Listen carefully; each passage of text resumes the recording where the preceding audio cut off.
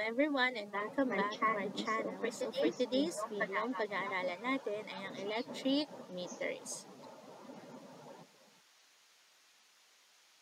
So let us define what is electric meter.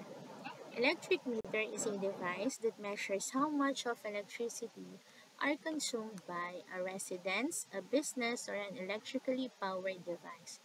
So every residential house or business or any establishment na gumagamit ng kuryente ay dapat na may sarili o kanya-kanyang electric meter. The basic unit in measuring electricity is known as watt. However, to measure a large amount of electricity, we are now using kilowatt hour or kWh.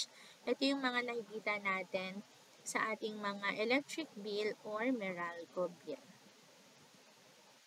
We have different types of electric meters. The first type is the clock type electric meter or yung tinatawag natin na old or traditional electric meter. Ito kasi yung ginagamit noon pa sa ating mga bahay na uri ng electric meter.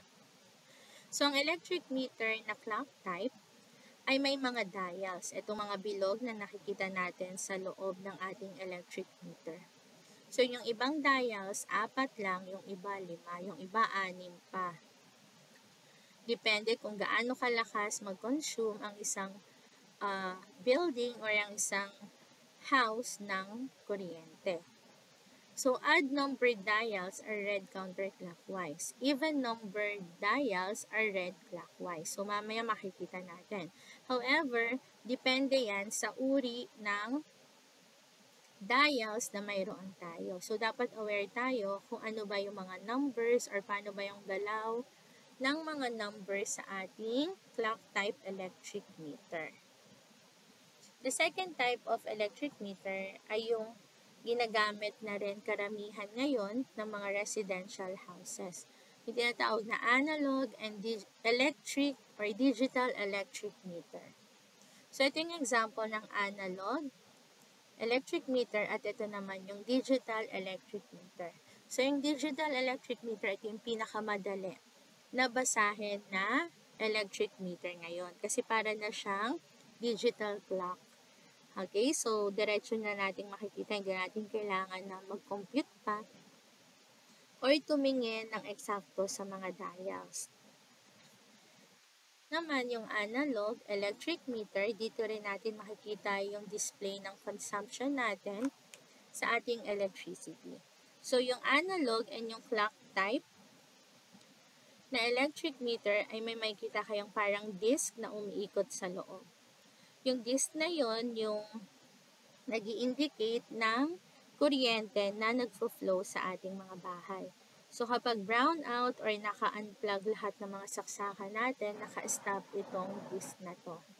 Then, kapag lahat naman ng mga appliances natin ay ginagamit sabay-sabay sa loob ng bahay, makikita ninyo na mabilis ang pag-ikot nito. So, mamaya, tignan natin sa inyong mga bahay kung ano bang uri ng electric meter ang mayroon tayo. So, this is an example of a dial. So, look at this dial. So, kapag clock type ang ating electric meter, titingnan natin yung itsura ng ating dial. So, itong dial na to, nasa kaliwa magsisimula yung 1. So, dahil nasa kaliwa ang 1, ibig sabihin ang ikot ng kanyang arrow ay counterclockwise. So, papunta dito sa 1, 2, 3, 4, 5, 6, 7, 8, 9. Then, babalik sa 0. Uulit sa 1, 2, 3, paulit-ulit. So, ang movement ng dial ay counterclockwise. However, kapag ang 1 ay nasa kanan, ito yung karaniwang itsura ng mga orasan, ang movement ng ating arrow ay clockwise. Okay, or yung pointer na tinatawag. So, magsisimula tayo sa 0 pa rin, then 1, 2, 3, 4, 5, 6, 7, 8, 9, babalik sa 0, clockwise ang galaw, parang sa mga relo or orasan. Read electric meters. So again, dapat tinitingnan muna natin yung itsura ng ating mga dials. Paano ba ang movement or galaw at itsura ng ating mga dials. So, in this example, ang dial A niya ay clockwise. Nandito yung 1 sa kanan. So, normal na galaw ng relo, clockwise. Dial B is counterclockwise. Alternate lang yan. Kapag nagsimula ng clockwise, yung kasunod ay counter. Yung kasunod, clockwise ulit. Then yung pang-apat, counter. Yung pang-lima ay clockwise ulit. In this example, moving clockwise, ang ating basa sa first dial ay 1. Okay, kasi pasok siya sa 1, wala pa siya sa 2. So, this is 1. Dial B, bakit 5 ang sagot dito? As you can see, hindi pa siya eksaktong tumatama sa gitna ng 6. And since this is counterclockwise, ibig sabihin, nasa 5 pa lang siya going to 6. Then, dial C, clockwise, bakit 9? Bakit hindi 0? Kasi nga clockwise. So, pagdating dito sa 8, 9, papunta pa lang siya ng 0. So, ibig sabihin, hindi pa siya nakakarating sa 0, so 9 pa lang siya. Nakatutok. Then, dial D, this is counterclockwise, so this is 6. Okay, kasi papunta pa lang siya sa 7. And dial E, okay, so papunta siya sa 5, so wala pa sa 5, lumagpas sa 4, so this is 4. Okay, clockwise naman yan. So, let's try this example. So, what is the number here in our first dial? Okay, this is 6. The second dial is 1. Third dial, counterclockwise, 1. Fourth dial, kung titignan natin, papunta pa lang ng 6, pero wala pa talaga sa 6. So, this is 5. And lastly, fifth dial, counterclockwise, papunta sa 6, wala pa sa 6. So, that is 5. So, the consumption for the reading in this electric meter is 61,155.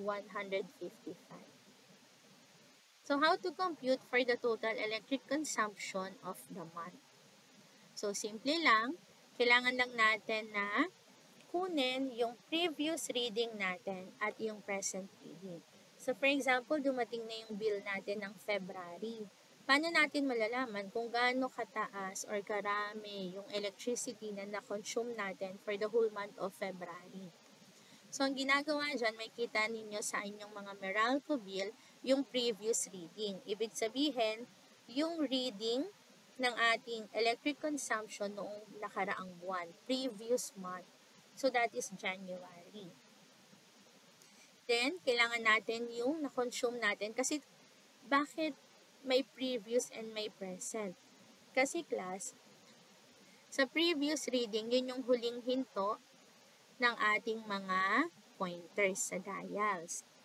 Then, after doon sa cut-off ng consumption natin, tuloy-tuloy na ulit nagagalaw yung mga dials na yan.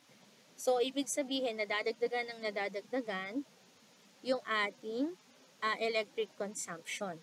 So, paano naman nila malalaman kung gaano karami yung na-consume natin sa February? Tuloy-tuloy pala yung galaw ng mga pointers. So, ima-minus lang yung ating present reading doon sa previous reading. Then, yung magiging sagot doon, yun yung consumption natin for the month. So, let us look first this previous reading. So, here, sa previous reading natin na January, ang consumption natin sa first dial is 7. Second dial is 6. Third dial is 9. Kasi counterclockwise yan. Papunta pa lang siya sa, kakalagpas pa lang niya ng 9, pabalik pa lang siya sa 0, 1, 2, 3. Then, ang ating last reading ay 7. So, ayan yung consumption natin. Nung kinabit yung ating mga electric meter, naka 7,697 na tayo. So, tuloy-tuloy lang yung galaw niyan. Hanggang sa matapos natin or maabot natin yung cut-off ng February. So, sa February, 7 pa rin yan. 7,000. Okay, ayan na. Tumaas na yung second dial. and 3. So, tuloy-tuloy lang yung count ng ating kuryente. Ito na yung na-consume natin ng February. So, ano ngayon yung gagawin?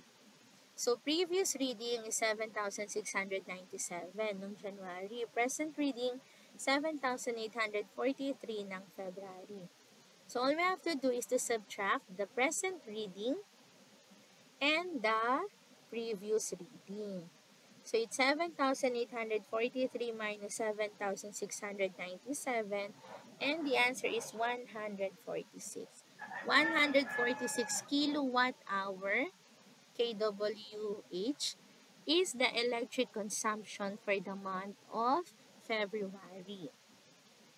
So, paano naman natin malalaman kung magkano yung ating babayaran? So, kung ito yung consumption ng February, i-search lang natin sa Google or sa website ni Meralco kung magkano ba yung consumption ng bawat kilowatt hour for the last month. So, pag sinabing 11 pesos kada isang kilowatt, so we will just multiply 146 by 11 pesos. At yun yung ating babayaran sa Meralco. Okay, so ganun lang kadali yung pagbasa and pag-compute para sa electric meter.